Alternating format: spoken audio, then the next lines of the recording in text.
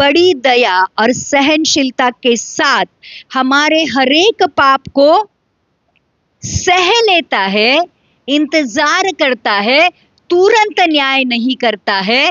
ध्यान रखना, अगर परमेश्वर तुरंत न्याय करेगा तो पहला ही पाप हमें नरक में लेके जाएगा, हाँ या ना? बराबर, क्योंकि पाप का वेतन मृत्यु है। पहला ही पाप हमें नरक की आग में डाल देगा, लेकिन परमेश्वर हमारी सहता है, हमें समय देता है कि एक दिन हम पाप की जो गहराई है उसको जाने कि सच में ये जो हमें लगता है झूठ बोलेगा तो क्या होता है, थोड़ा सा व्यभिचार किया तो क्या होता है, किसी को लूटा तो क्या होता है, किसी को मारा तो क्या होता है, अगर मैंने गलत कुछ देख लिया तो क्या होता है, मैंने कुछ गलत बोल दिया तो क्या होता है, किसी को जान से मार दिया तो क्या होता है, ये हमें लगता है कि क्या होता है। लेकिन जिसने हमें जिंदगी दी है उस परमेश्वर की नजर से देखो कि पाप कितना बड़ा है, क्योंकि वही परमेश्वर हमारे पापों का तुरंत न्याय करने लगेगा तो कोई नहीं बचेगा।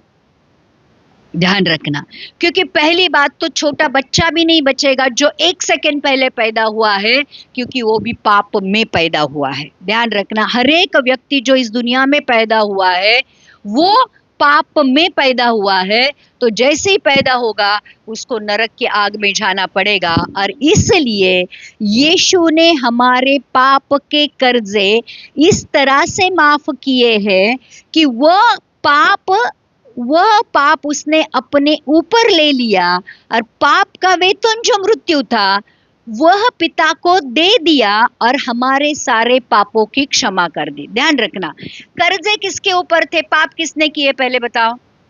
हमने, मानव जाति ने। कर्जे में कौन था? हम थे। यीशु आया, यीशु ने हमारे पाप और कर्जे अपने ऊपर ले लिए, और उसका जो वेतन था, भुगतान क्या करना था? मृत्यु के द्वारा। बराबर, ये क्योंकि पाप का वेतन मृत्यु था, तो यीशु ने क्या कर दिया?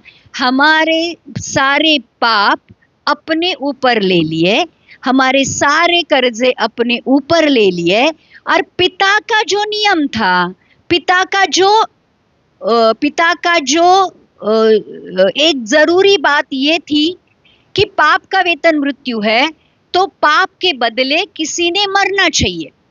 अब मरना भी ऐसे व्यक्ति का होना चाहिए जिसके लहू में पाप